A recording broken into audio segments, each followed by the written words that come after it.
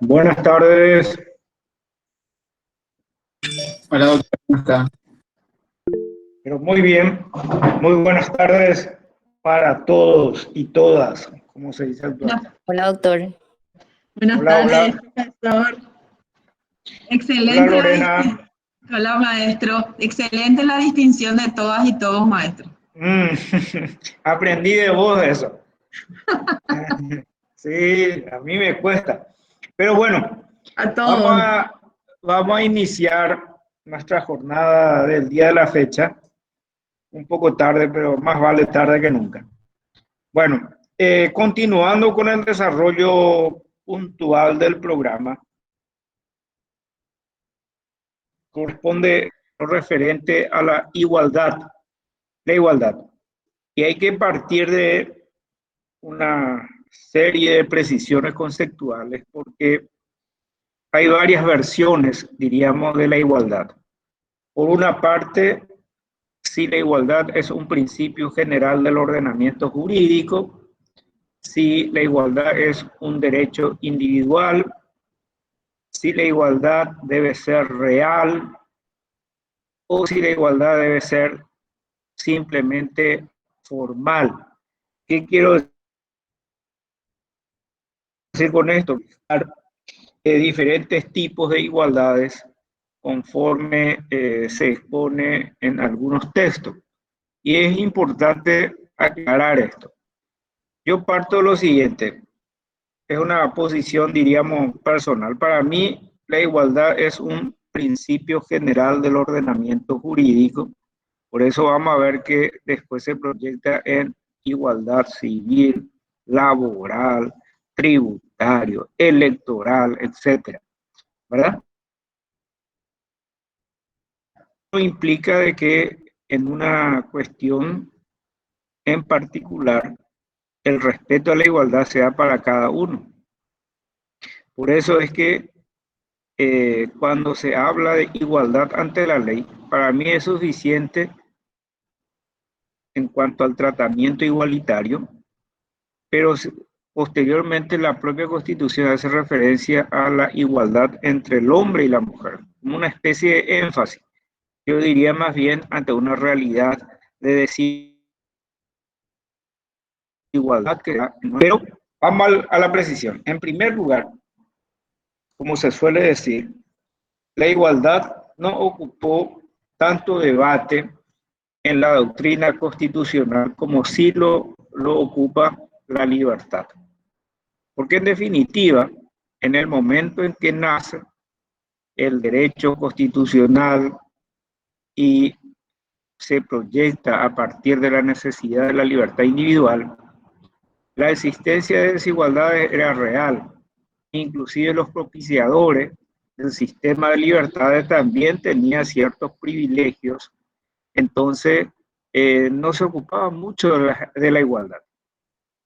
Entonces, la igualdad no es un tema que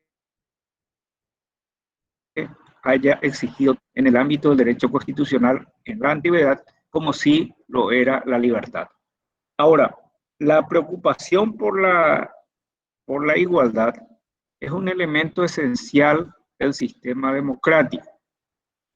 Y ahí viene la discusión en primer lugar, hasta si se quiere, ideológica con respecto a la igualdad. A lo que decíamos, por una parte, la igualdad formal, es decir, la igualdad ante la ley, que es lo que indica una ideología como la ideología liberal, es decir, que el derecho va a tratar a todos por igual, sin discriminación, carente de razonabilidad ante la ley. Es decir, vamos a ser tratados iguales en la creación del derecho, en la aplicación del derecho, ¿verdad? Entonces, hay otra ideología que dice que eso no es suficiente, que lo que se tiene que apuntar es a la igualdad material o a la igualdad en el goce de los beneficios materiales de la riqueza, que apunta un poco a lo que después sería la justicia social o una mejor distribución. Una cosa es la igualdad formal, que es la igualdad de trato ante el ordenamiento jurídico, y otra cosa es la igualdad material, que es la igualdad ante los beneficios de la riqueza. Hay que señalar de que lograr esa igualdad material es extremadamente difícil y no se da en ninguna sociedad. Aunque ustedes recordarán que en la época en China, por ejemplo, en Mao Zedong, la época de Mao Zedong, en la búsqueda de la igualdad, llegaron a uniformar inclusive a todos los ciudadanos, ¿verdad? ¿Por qué? Porque la vestimenta es un signo de desigualdad ante la riqueza. Por ejemplo, Lorena Segovia usa ropa de marca, etcétera, etcétera. Ahí Bruno Ramírez Báez también. Entonces, por la vestimenta yo puedo darme ya cuenta de su nivel de riqueza. Por eso Mao Zedong trataba de igualarle a todos. Vean, una cuestión ideológica. Pero independientemente de esta discusión, pero ahí encontramos dos formas de enfatizar respecto a la igualdad. Igualdad formal, igualdad material. Pero después viene lo referente así. La igualdad es un principio general del ordenamiento jurídico y el otro es si es un derecho subjetivo de cada uno de nosotros. Desde el punto de vista del principio general, se hace referencia a que la igualdad es un valor fundante del ordenamiento jurídico, porque el principio es, antes que nada, un valor, un mandato de optimización, como diría un autor alemán, y que debe proyectarse en todo el ordenamiento jurídico.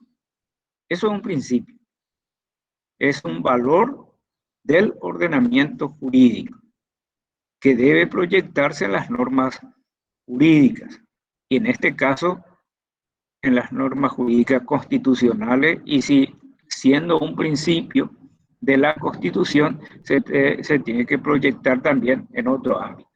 Desde el punto de vista individual, sin embargo, es el derecho a no ser tratado en forma discriminatoria. Pero hay que atender, la discriminación prohibida es la discriminación, diríamos, arbitraria, carente de razonabilidad. Porque por ahí me pueden decir ustedes, pero usted discrimina a los alumnos porque a uno le pone 2 y a otro 5. Y eso no es una discriminación carente de razonabilidad, porque es producto de la evaluación, del conocimiento de cada uno de ellos. O cuando se exige, por ejemplo, una determinada edad, determinado para ingresar a la universidad, etc. Entonces, siempre hay que señalar esa situación. Porque a veces en la práctica se plantea violación del principio de igualdad por cualquier cosa.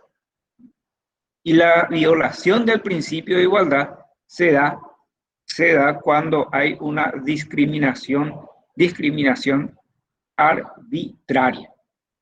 No es el trato igualitario a todos, como vamos a ver enseguida. Entonces, hechas estas precisiones, 1, la igualdad como igualdad formal ante la ley, igualdad ante la riqueza, igualdad real o material, igualdad como derecho subjetivo, igualdad como principio. Vamos a verificar cuál es el tratamiento de la igualdad en el orden constitucional de nuestro país. Y ahí vamos a ver, en primer lugar, una serie de reglas que hacen referencia a los distintos tipos de igualdad.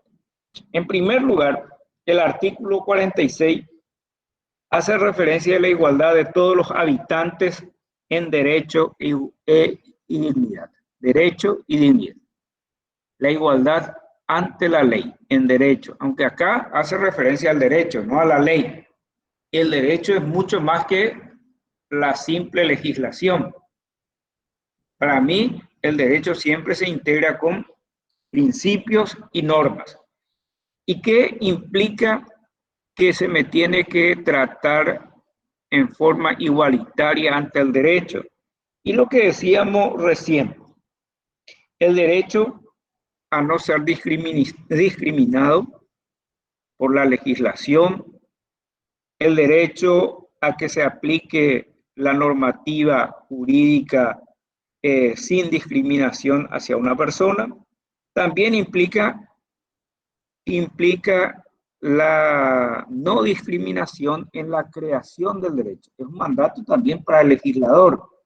Por eso es que cuando se establece una ley que establece una discriminación carente de razonabilidad, hay que eliminar por inconstitucional. Entonces, ¿qué implica? ¿Qué implica que me van a tratar en forma igualitaria por el derecho? Primero, ser discriminado por la ley, por el ordenamiento jurídico, ¿verdad? En segundo lugar, que se me aplique en forma igualitaria la ley y que se me trate en forma igualitaria también, por ejemplo, en el ámbito del proceso. Todo eso implica igualdad. Y además, también, como hemos dicho, un trato igualitario por parte del legislador al crearse el derecho. Esta cuestión que mencioné, tres situaciones. Igualdad en la aplicación, en la creación y en el trato por el derecho, después se va a traducir en otras dimensiones. Como he dicho, igualdad de arma dentro del proceso, que a cada uno se nos trate igual dentro del proceso penal. Dentro del proceso penal, fundamentalmente. Claro, en todo proceso, civil, penal, laboral, etc. Entonces, y también, ahí viene otros aspectos también que hace a la igualdad. No solamente igualdad en el proceso, sino también puede haber desigualdad en qué. Desigualdad de arma también implica no tener, por ejemplo, iguales condiciones de asistencia técnica. Y ahí viene la función, por ejemplo, de la defensa pública. Es también una derivación del principio de la igualdad en el proceso, el hecho de que el Estado proporcione defensores gratuitos ante la carencia de recursos. ¿Por qué? Porque tiende a o pretende la igualdad de armas. Ante un acusador técnico tiene que tener otro defensor técnico, como habíamos dicho en la clase anterior. Sé que hay varias derivaciones de estos principios o de este principio de igualdad ante el derecho. Y viene otra pregunta. ¿Y cómo podemos justificar entonces si en principio decimos que todos vamos a ser tratados igualmente? ¿Qué justificación podemos dar a la discriminación, a la discriminación positiva? Vean que la propia Constitución admite la discriminación positiva.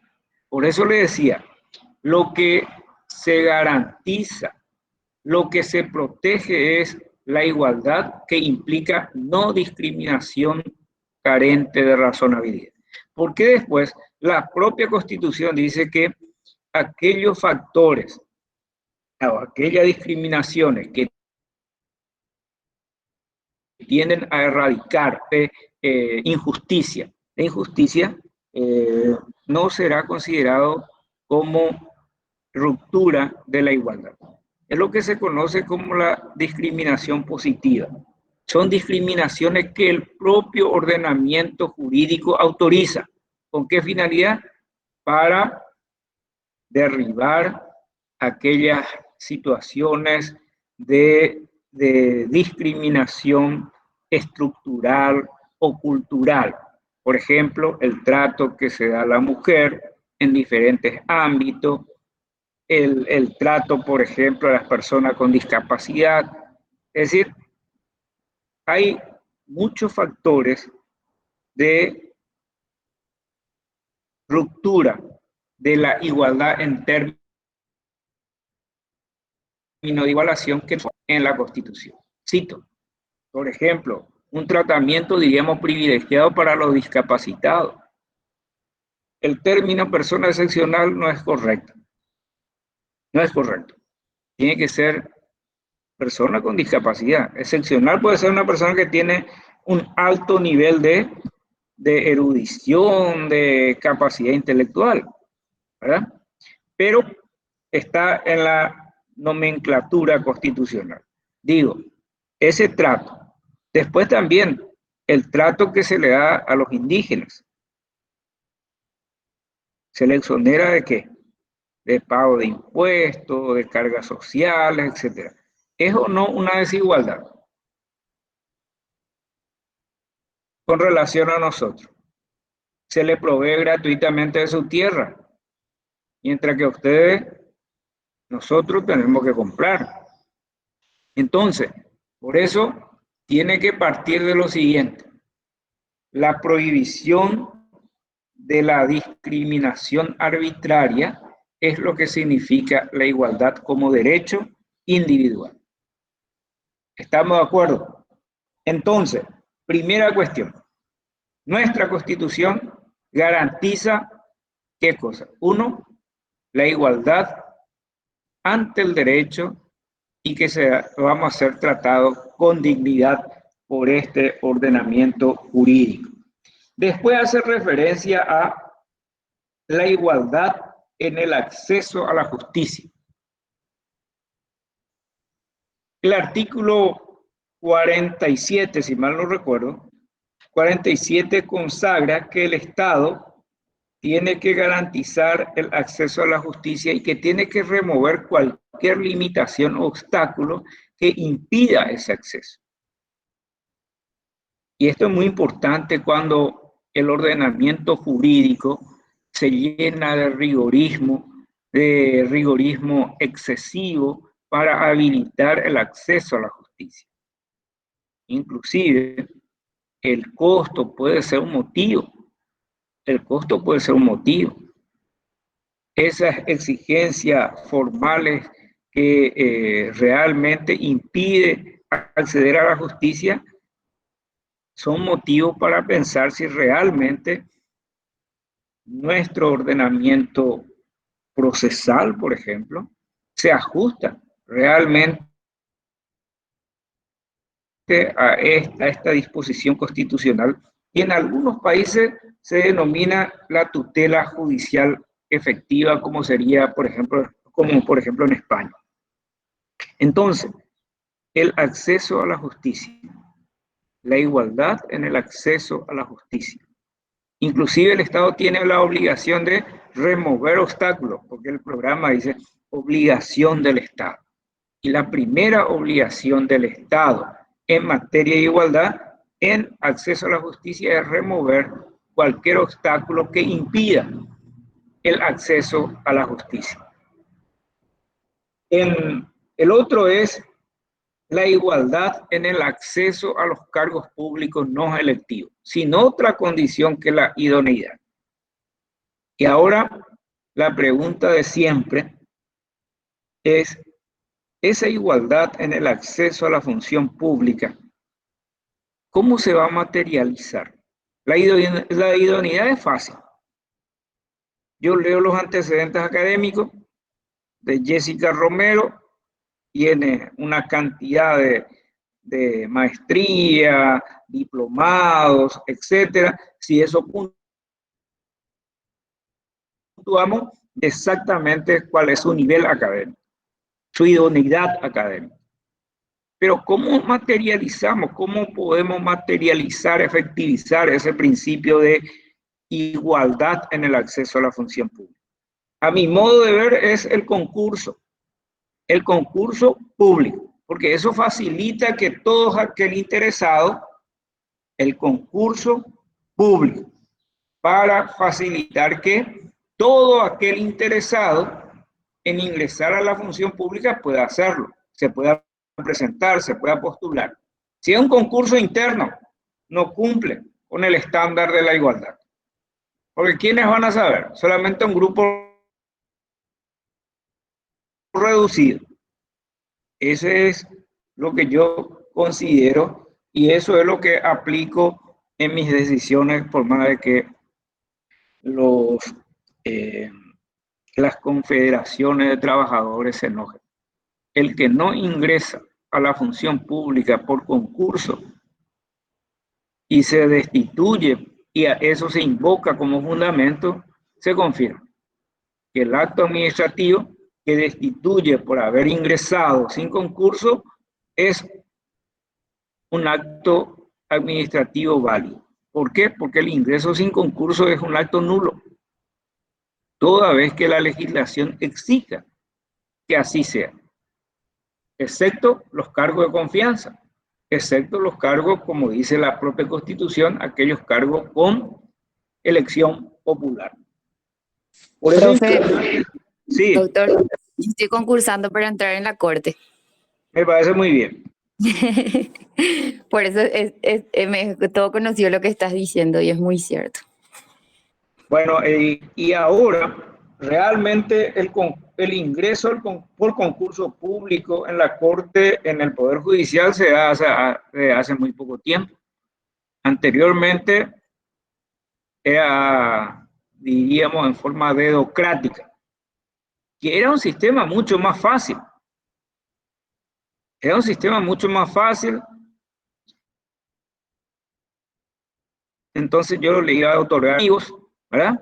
Y también implicaba que no iba a trabajar en elaborar examen, porque en definitiva, en las circunscripciones donde yo me ocupo, yo tengo un equipo que me hace los exámenes, que son la gente que hacen examen en la escuela judicial, por lo tanto siempre me hace un poco difícil. Y lleva tiempo, pero creo que ese es el método que exige nuestra Constitución en función del principio de la igualdad en el acceso a la función pública.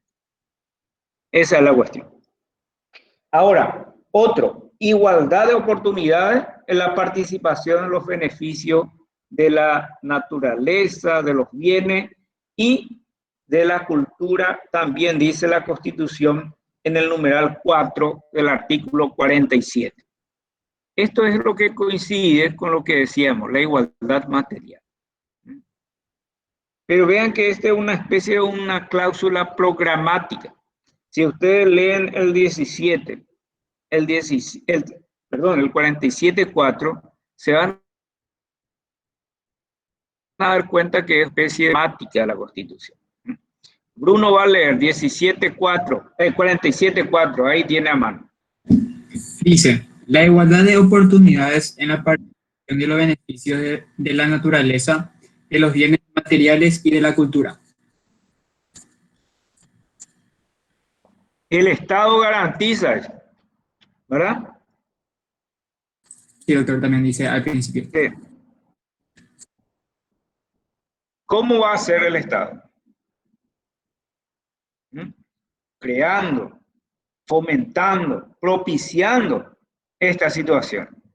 Porque en definitiva, ¿cómo puede el Estado distribuir eso o facilitar? Podría eventualmente distribuir a través de la política fiscal. Es decir, le quita lo que tienen recursos en impuestos y distribuir en los lugares o en las zonas que tienen mayores necesidades. Pero eso es para crear ciertas condiciones, mejores condiciones. Por ejemplo, acceso a agua, a servicio básico, etcétera, etcétera. ¿Verdad?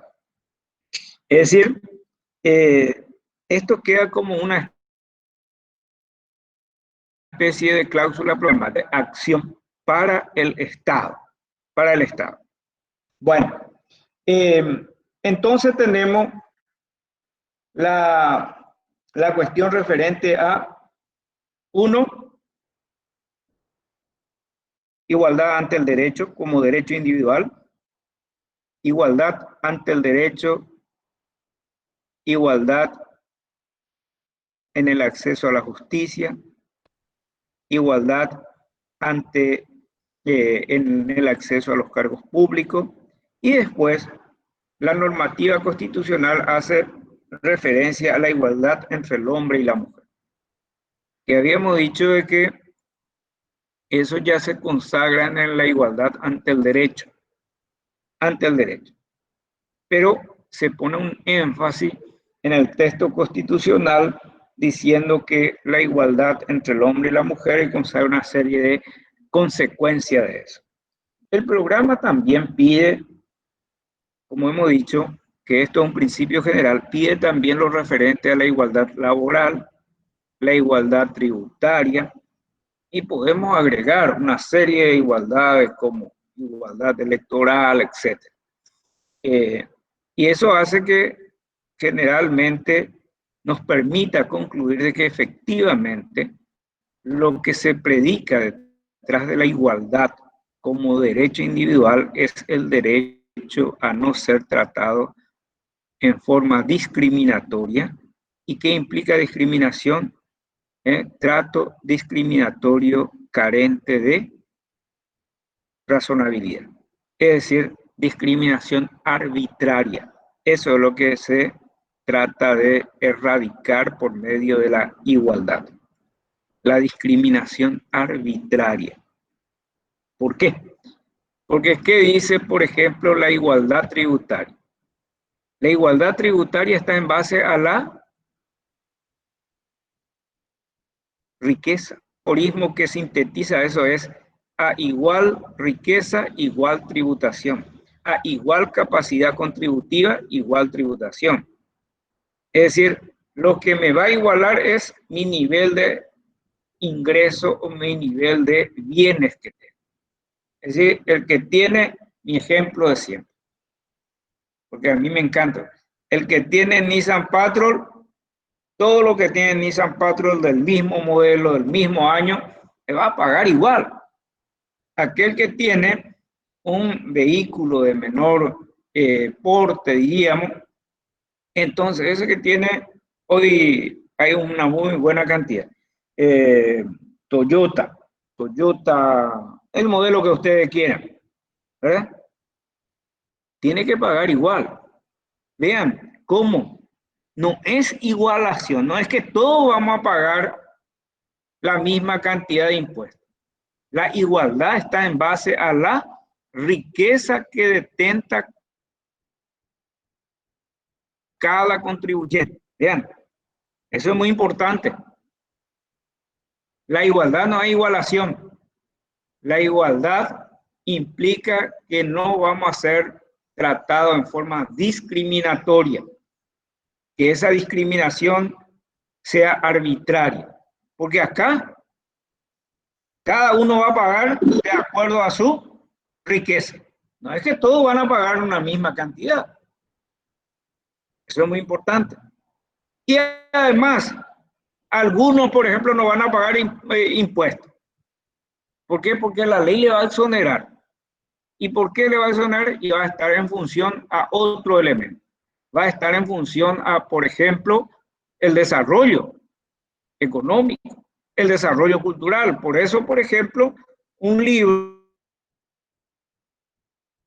que tiene no va a pagar impuesto al valor agregado. ¿Se dan cuenta? Veamos, igualdad laboral. ¿Cómo se traduce el principio de la igualdad laboral?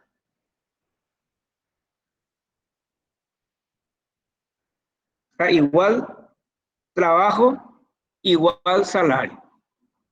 A igual trabajo, igual salario. Vean cómo por ejemplo, cómo se traduce el principio de igualdad. La tarea desempeñada. La tarea desempeñada. Igual salario. Aunque después la ley admite algunas excepciones, ¿verdad? ¿Ustedes ya dieron laboral o no? Y la antigüedad no es un mecanismo que permite desigualar el salario. Y como ustedes no dieron todavía laboral, ¿para qué vamos a discutir? Vamos a quedarnos entonces hasta ahí. A igual trabajo, igual remuneración salarial. Vean. Y podemos ver también otras manifestaciones del principio de igualdad. Igualdad en las contrataciones públicas, ¿verdad? Igualdad en la competencia electoral. Vean, nosotros decíamos en la clase anterior, por ejemplo, la propaganda. Vean que la propaganda electoral se limita en el tiempo. ¿Y por qué? ¿Por qué una candidatura que tiene recursos suficientes no puede divulgar su candidatura todo el tiempo? Y está en función de la igualdad. Para que todas las candidaturas, la candidatura humilde o de alta renta, igual puedan tener la publicidad necesaria. Para que el dinero, en este caso, no sea factor de desigualdad, de discriminación. Vean, una cantidad de proyecciones.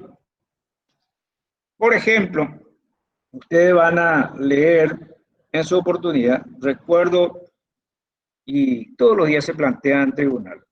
Dice, la ley, hay una ley que dice, cuando el que tiene que pagar los gastos del juicio es el Estado, va a pagar solamente el 50%.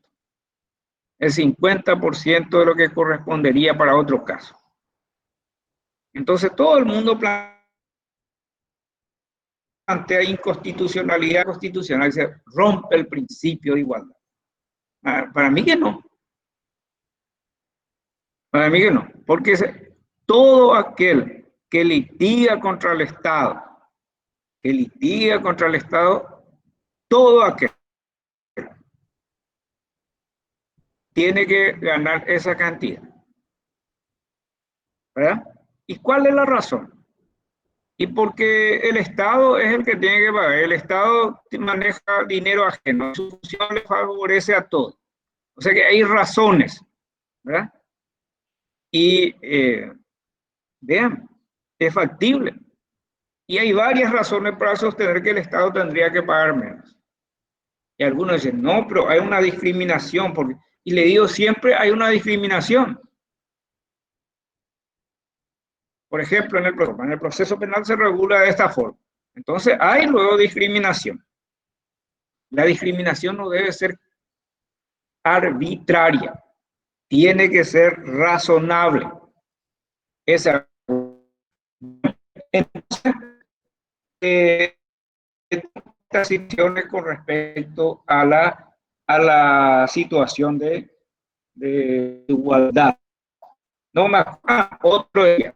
¿Cuáles son las obligaciones del Estado en materia de igualdad? Y la propia normativa es, ¿verdad? Que el Estado debe garantizar. ¿Qué significa eso? Que aunque sea el Estado, tiene que tratarle como iguales en los términos que su Constitución indica. Y también debe impedir que particulares traten en forma discriminatoria a los ciudadanos. Es decir, que, por ejemplo, facilite. Y otra cuestión clara es cuando dice el acceso a la justicia. El Estado tiene que no solamente facilitar el acceso a la justicia, sino impedir, remover cualquier obstáculo que impida ese acceso efectivo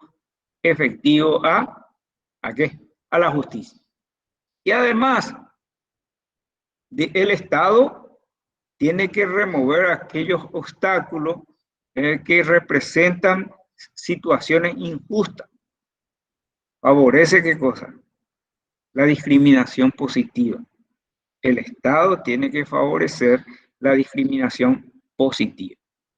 Otro tema que no recuerdo bien ahora en el programa, que se vinculaba a esto era, además de eso, sí, creo que sí. No sé si alguien tiene el programa a mano para completar. Doctor, ahora estaríamos en la parte de igualdad y tributos, servicios personales y finanzas y multas, creo yo. Bueno, y eso es la igualdad tributaria, lo que habíamos dicho. Y la fianza, la Constitución no hace referencia a eso, sino que hace solamente referencia a que la fianza no va a ser confiscatoria y todo eso, ¿verdad? Y la igualdad de trato, carga, ¿qué es carga social? Que me designen a mí para ser integrante de mesa, ¿verdad? Esas son. Y todo eso implica un trato, yo creo que no hay que discriminar ahí. Igualdad ante la ley, igualdad entre el hombre y la mujer, igualdad ante la ley. No hay posibilidad de establecer cargas sociales por situaciones, por ejemplo, personales, ideológicas, etc. A eso se apunta, pero la Constitución no hace referencia a eso. Ni siquiera la igualdad tributaria, ni siquiera la igualdad tributaria en términos que nosotros explicamos. ¿Por qué? Porque el artículo 179 de la Constitución sí dice que la igualdad es la base del tributo. Pero ahora, ¿qué significa igualdad ante el tributo? Ahí nosotros hemos completado, ¿verdad? Diciendo que la igualdad está en base a la riqueza. Pero después no hay un término que diga, por ejemplo, que la igualdad es la base de la fianza, ni mucho menos.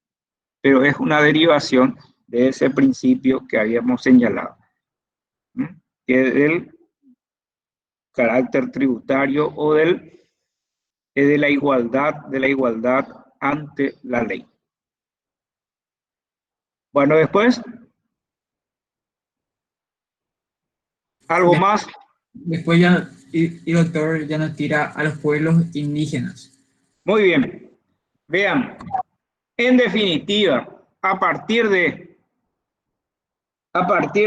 la conclusión del artículo referente a igualdad, entramos en una parte importante de la Constitución, de los derechos, que son los derechos sociales. Los derechos sociales. Y dentro de los derechos sociales, después vamos a explicar por qué se incluye a los pueblos indígenas. Dentro de los derechos sociales está derecho de familia, derecho a la educación, derecho a la protección a la salud, etc. ¿Por qué los demás derechos son individuales y estos derechos que vamos a explicar ahora son sociales? ¿A alguien se le ocurre eso? Algunos dirán, son los derechos más débiles. Otros dirán, son proclamaciones abstractas, versos, de cumplimiento imposible, ¿verdad? ¿Y pero por qué decimos que son derechos sociales? Porque son derechos que requieren de la concurrencia de otra persona, de otro sujeto para la efectividad de esos derechos. Ejemplifico. Dentro de los derechos laborales, salario mínimo, vital y móvil, ¿quién es el que va a pagar? No va a ser el propio trabajador el que va a pagar, sino va a ser otra persona, la patronal. Sin embargo, el derecho a la libre locomoción depende de mí como individuo. Yo camino si quiero, pero el salario mínimo ya no, si yo soy trabajador, mi salario mínimo vital y móvil ya no depende de mí. Tiene que concurrir otra persona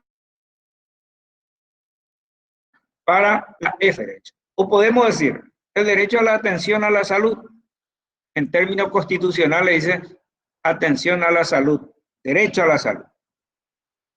No es una expresión muy correcta, porque el juez, por ejemplo, no le puede devolver la salud si es ya una enfermedad terminal. Lo único que puede asegurarle es, ¿qué cosa? Que se le atienda, que se le provea de la asistencia, el derecho a la atención a la salud. Pero es un problema terminológico. Después, el título es incorrecto, pero después la explicación es correcta, el texto en sí. Ahora, vean, esa atención a la salud depende de la concurrencia de otra persona, porque otro tiene que proveer la salud. El Estado, las empresas privadas, etc. El derecho a la educación. Otro sujeto tiene que proveer educación. ¿Se dan cuenta? Por eso, derecho a recibir una determinada prestación. Recibir educación, recibir salud, recibir salario mínimo, etc. Por eso algunos críticos a los derechos sociales dicen, es un derecho de muy difícil ejecución porque depende del presupuesto, depende de tal cosa. Yo siempre digo que todo derecho tiene su costo. Derecho a votar. Claro que tiene su costo. Imagínense ustedes, tenemos que organizar una justicia electoral que implica una cantidad enorme de recursos financieros. ¿Acaso el derecho de ir a votar en un país donde casi siempre ya se sabe con antemano quién va a ganar no tiene su costo y tiene un altísimo costo? El derecho a la propiedad. ¿Quién le dice a Lorena que tiene tantos inmuebles? ¿Quién le dice? El Estado. Por lo tanto, para que se reconozca el derecho a la propiedad hay que organizar todo un sistema. Registro público, etcétera, etcétera, ¿verdad? Eso implica también dinero. Todos los derechos implican dinero. Salvo aquellos que implica, por ejemplo, peticionar a las autoridades, caminar.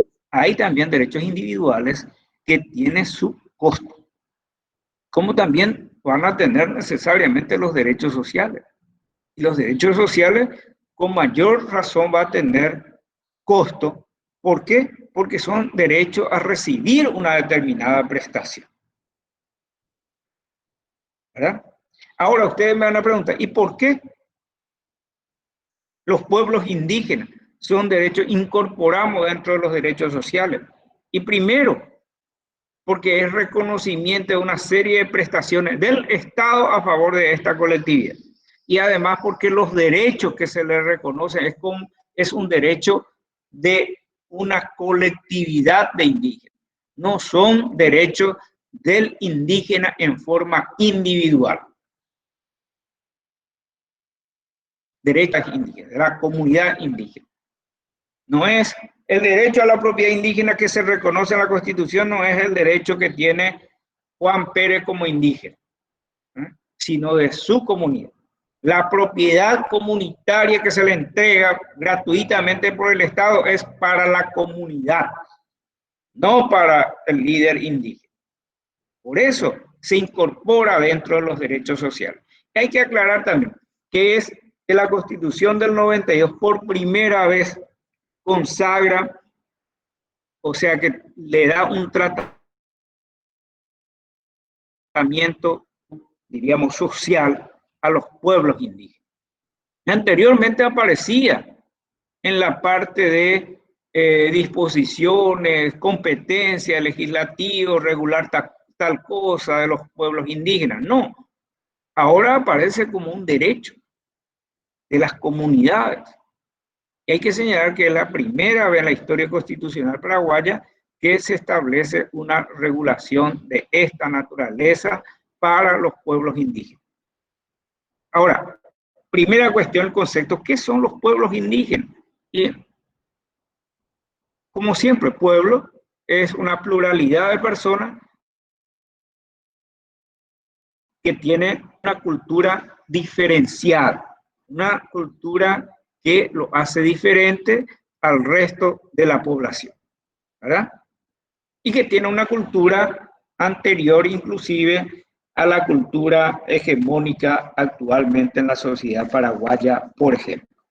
Ahora, lo que nos pide también el programa con respecto a los pueblos indígenas. Voy a ir sin perjuicio de que ustedes después me señalen. Primera cuestión, derecho de los pueblos indígenas. Y bueno, tiene derecho primero a preservar y desarrollar su identidad su identidad, diríamos, cultural dentro de su hábitat. Es decir, derecho a preservar su identidad dentro de su ámbito de vida. Y esa es una cuestión también difícil. Tiene derecho. Entonces el Estado le tiene que proteger en eso. Identidad, forma de pensar, forma de relacionarse, su identidad religiosa, su lengua, etc., su costumbre. Pero también dice dentro de su hábitat. Si son pueblos indígenas que se acostumbran a vivir en ámbitos rurales, etcétera, etcétera, hay que preservar esa situación. El Estado en la práctica se encarga de proveerle terrenos, etcétera, etcétera. En segundo lugar, tiene derecho a la autodeterminación, es decir, a organizarse conforme a sus pautas culturales, a establecer su propia organización, diríamos su propia organización social. En tercer lugar, tiene derecho a aplicar sus normas consuetudinarias en los conflictos jurisdiccionales. Y esto es importante. Por eso es una exigencia de que se tenga, por ejemplo, peritos indígenas, etcétera, cuando hay un litigio que involucra a un indígena, por ejemplo, en el proceso penal. ¿Verdad? ¿Por qué? Porque ellos tienen derecho a aplicar sus reglas consuetudinarias, sus reglas de autoridad, sus reglas de disciplina, que puede tener incidencia en su conducta infractora del orden penal. Claro, por ejemplo, ¿cuál sería el límite de sus normas consuetudinarias? ¿Por qué? Porque ellos son parte de la estructura del Estado paraguayo. Que el Estado le va a reconocer sus pautas culturales, etcétera. Pero vamos a suponer que su pauta cultural admita, por ejemplo, en ciertos casos, dar muerte a otro. Como dirían, es responsable de Payevaí, algo así. Y mata. Sería, entonces, se le exoneraría de responsabilidad penal conforme a esa pauta cultural. O un caso en particular que se presentó en Caaguazú. Los procesados que apalearon a una persona dijeron, sí, nosotros hicimos. Pero fue nuestra comunidad tal cosa. Fallé el problema. Y vean, eso en la práctica, en algunos juzgados, ¿qué hicieron? Le establecieron una especie de pena mínima. De pena mínima. Porque conforme a sus pautas culturales ellos están. Sí, ellos admiten. Pero entonces lo que cabe pensar también, si uno va a hacer un acto penal, si para ellos es normal, si para su cultura. ¿Y qué pasa en la reprochabilidad? ¿Verdad? Una serie de cosas, pero le puedo decir que hay 3, 4 casos en donde ante la admisión de que fue por orden de su comunidad, etcétera, los jueces penales, ¿qué hicieron? Le aplicaron la pena mínima, porque es una decisión de su cultura, diríamos. Pero realmente tienen derecho a aplicar sus reglas consuetudinarias en los conflictos jurisdiccionales. También tiene el derecho a la propiedad comunitaria. Derecho a la propiedad comunitaria. Una consulta también del programa. Como habíamos dicho, la propiedad que se consagra no es la propiedad individual para cada indígena, que se otorga a la comunidad y se anota como tal de la comunidad peitabuterana de tal lugar, ¿verdad? O de la comunidad guaraní, etc. Por lo tanto, la propiedad consagrada a favor de las comunidades indígenas es comunitaria, no la propiedad privada como ocurre para nosotros. Y además, esta propiedad comunitaria de los pueblos indígenas tiene ciertas características. Primero, que es comunitaria. Segundo, que es de provisión gratuita por parte del Estado. El Estado le provee gratuitamente. En tercer lugar, es indivisible. Se registra a nombre de la comunidad. Es inembargable. Nadie le puede embargar la propiedad indígena. Primero, ellos nos adeudan luego, así que no se va a poderlo en la práctica, digamos, ¿verdad? El otro es imprescriptible.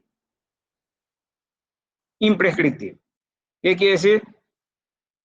Alguien, el paraguayo, el sin tierra, que va y ocupa y por varios años una comunidad indígena, una propiedad de la comunidad indígena, nunca va a poder usucapiar su valor. La usucapión es una forma de adquirir un inmueble por la ocupación durante largo tiempo, que ustedes van a ver después en derecho civil reales, ¿verdad?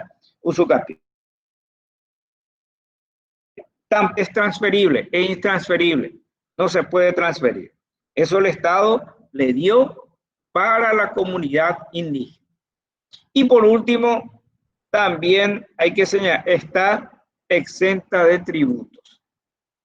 Pago inmobiliario, porque todo indígena, todos los pueblos indígenas tienen exoneración impositiva. Bueno, también tiene un derecho importante en relación a la educación. Como habíamos dicho, se tiene que preservar sus pautas culturales. La educación que le garantiza al Estado tiene que respetar sus pautas culturales y para que pueda preservar su situación, su cultura indígena, y que la educación no sea un factor de alienación.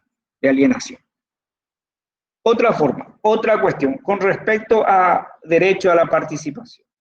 El derecho a la participación es el indígena, individualmente tiene derecho a toda la forma de participación como lo tenemos nosotros.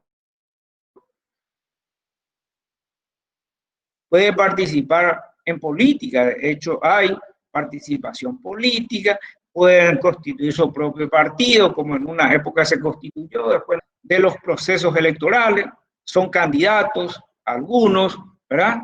Y claro, votan en las elecciones. Participación económica, individualmente pueden ser parte del proceso productivo. En la zona de Filadelfia, por ejemplo, hay muchísimos indígenas que trabajan en otro trabajador paraguayo. Y claro, participación social en grupos de intereses que pueden tener. Entonces, eso es en lo que respecta a los derechos. Por último, también dice el derecho a la asistencia, el derecho a recibir asistencia por parte del Estado, ¿verdad? Esto es importante señalar. Y después decíamos la exoneración impositiva y de las cargas legales. Y ustedes van a leer eso el último año, sexto curso, último semestre en tributario. En tributario generalmente distinguimos entre exoneración e inmunidad tributaria. Inmunidad es cuando establece el propio constituyente, y es exoneración cuando lo establece la ley. en ambos casos implica no pagar impuestos, no pagar la deuda tributaria.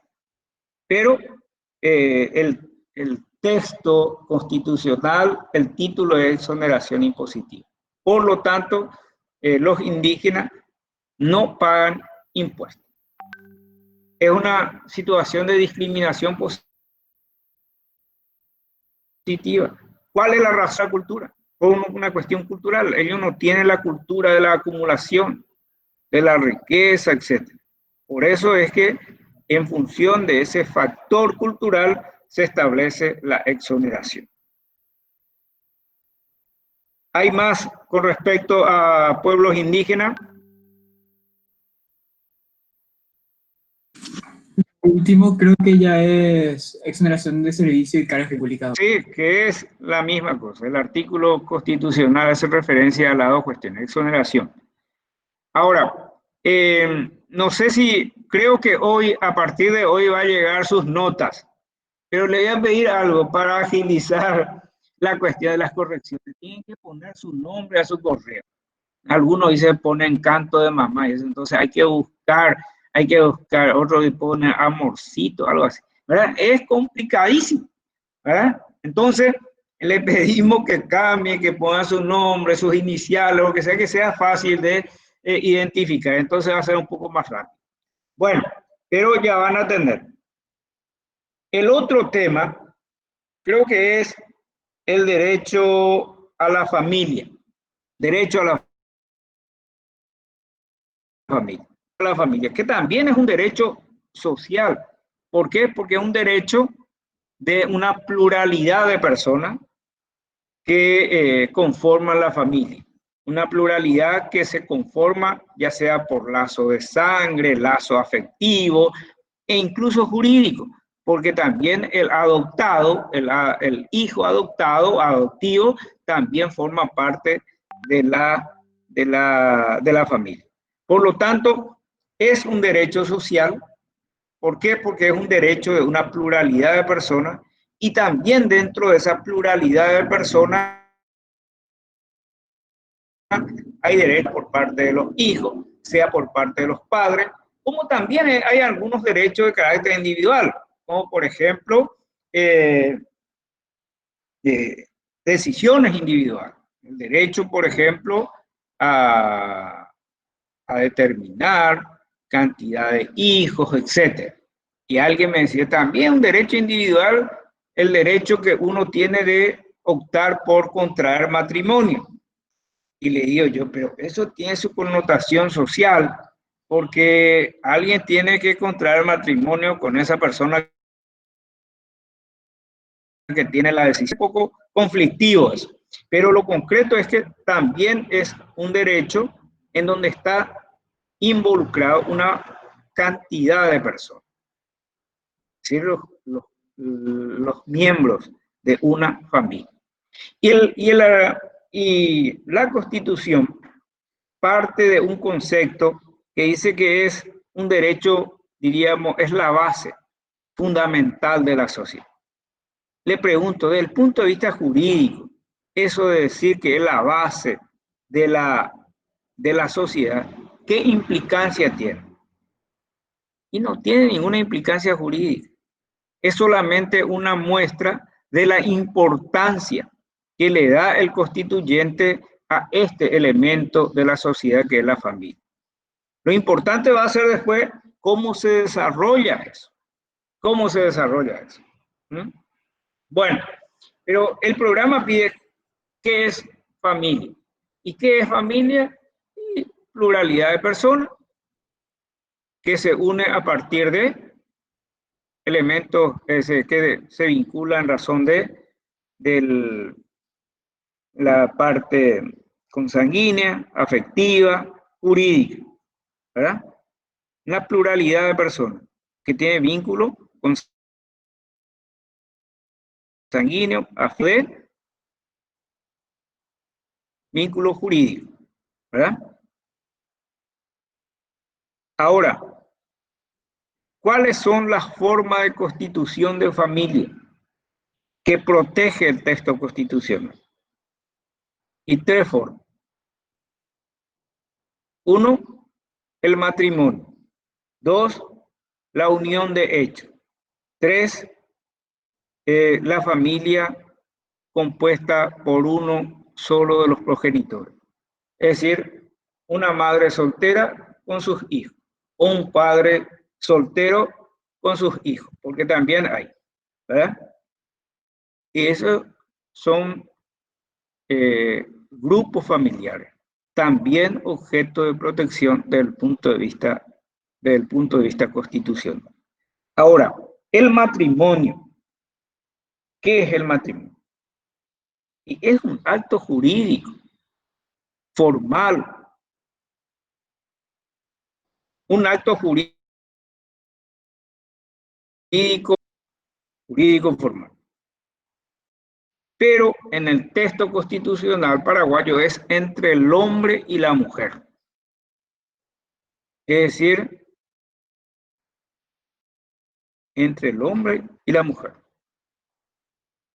Lo cual implica que para admitir eso que exige la ciudadanía, los medios, la sociedad organizada, organizaciones no gubernamentales, el matrimonio igualitario, el matrimonio gay, como quieran, ¿verdad?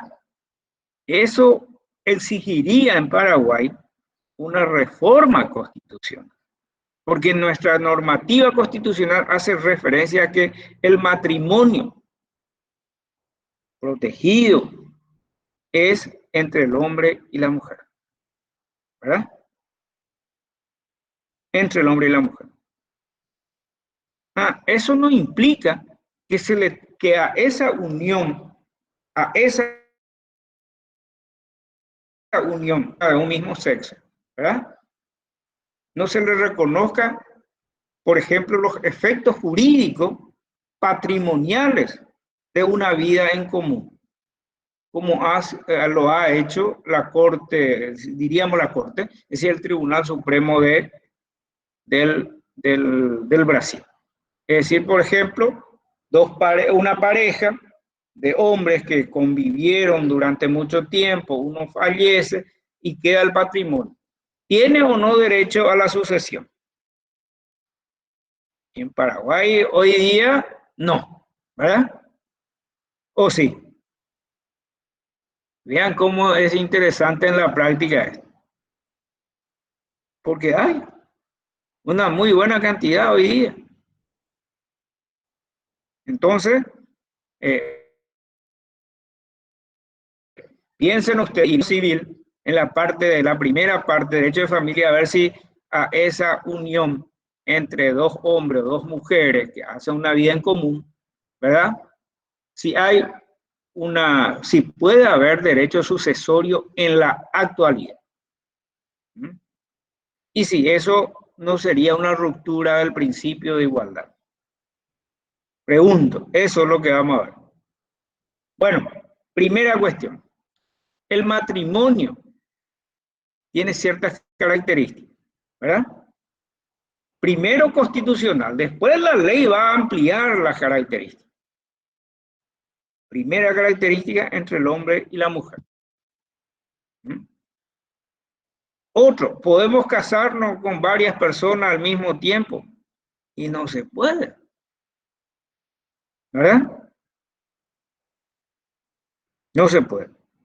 Podemos contraer matrimonio en forma temporal o en forma así económica. Claro que después puede venir desaveniencia, etcétera, pero no podemos hacer un acto. No podemos decir vamos a casarnos durante un año, ¿verdad? ¿Está bien? Entonces, el matrimonio, según la ley, tiene ciertas características.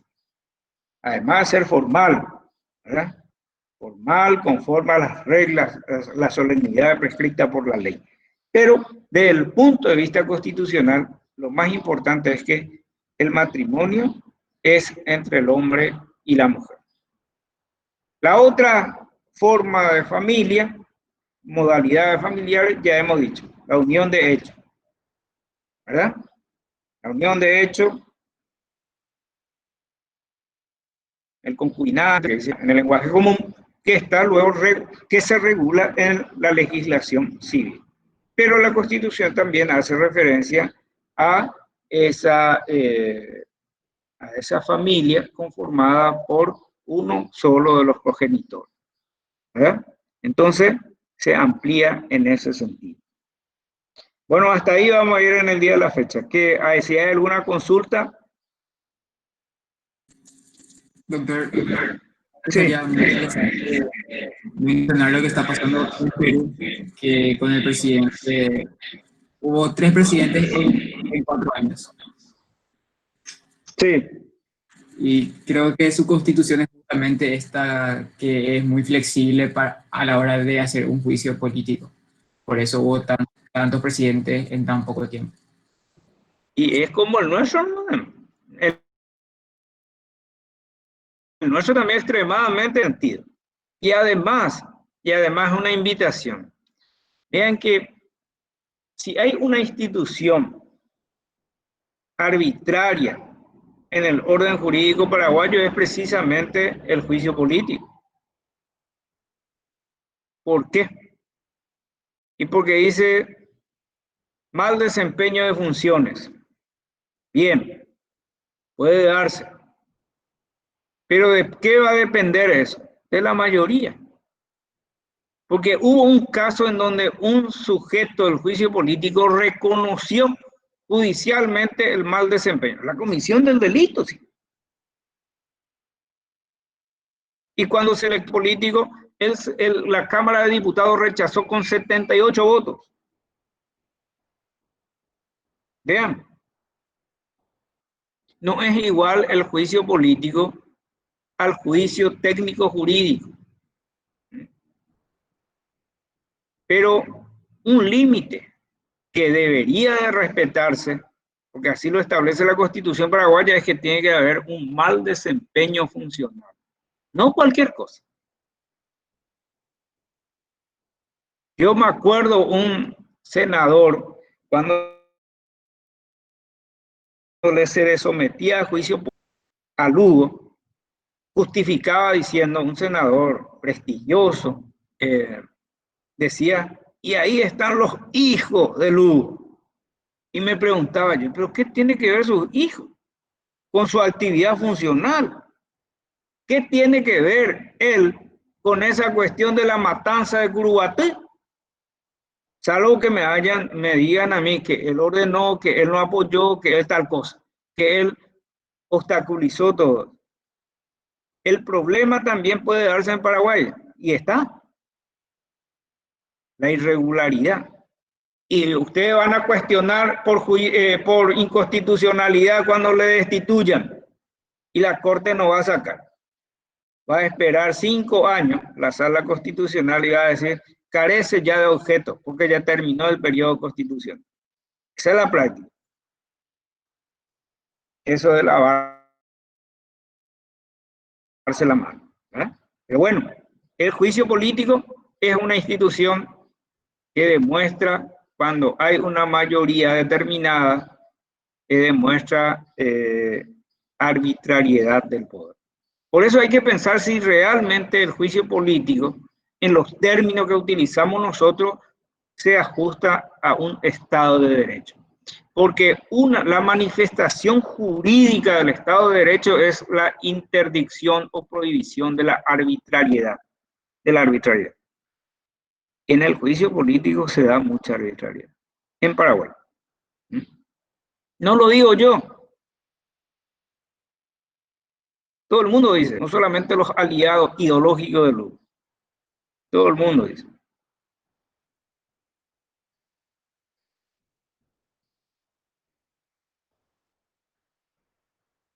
Y es así. La debilidad de las instituciones se demuestran con situaciones de esta naturaleza. Caso Perú. Y demuestra también algo importante. No hay poder político que se resista mucho tiempo a la ciudadanía, a la protesta ciudadana. Que el señor en 5 días ya renunció, y por el levantamiento de la ciudadanía. Y acá también. En cualquier país del mundo, el levantamiento ciudadano hace caer cualquier poder, cualquier gobierno. No es en el único lugar, no es solamente en América Latina. Esa es la realidad. Otra consulta, esa es mi opinión. Porque eso es una cuestión de opinión, no es lo jurídica. Es una cuestión de opinión, hasta si se quiere política.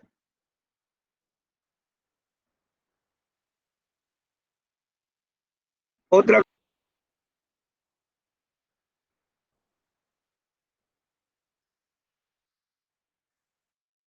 Nadie ya quiere opinar.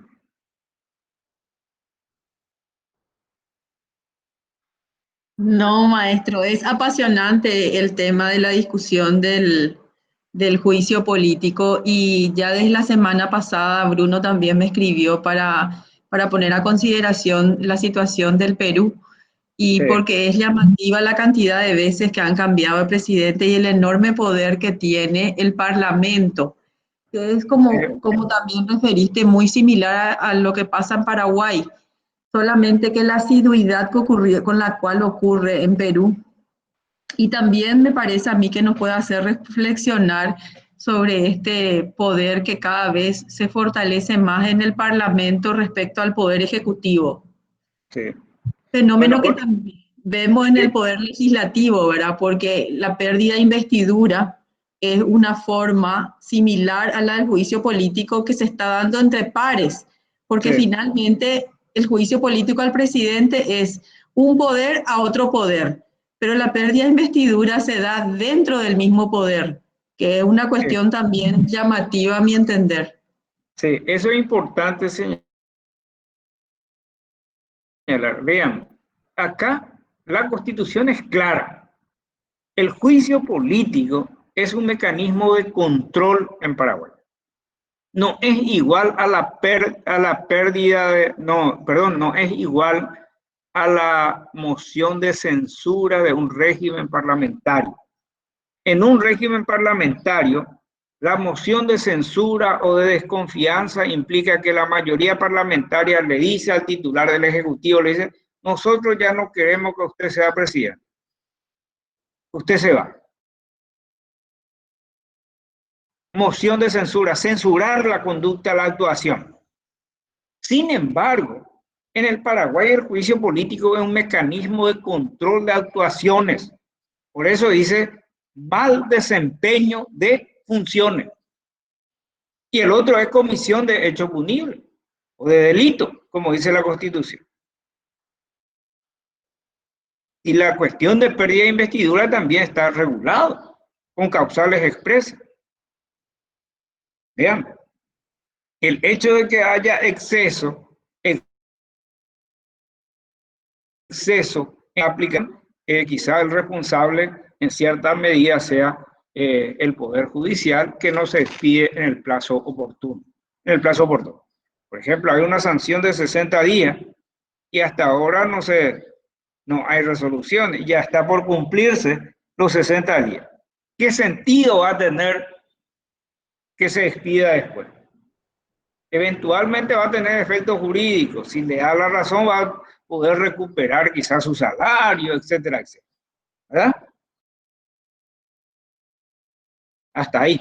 Bueno, pero es realmente un motivo para reflexionar sobre nuestro juicio político y pensar si realmente se adecua a un Estado de derecho. Porque si no va a ser un Estado de mayoría simplemente.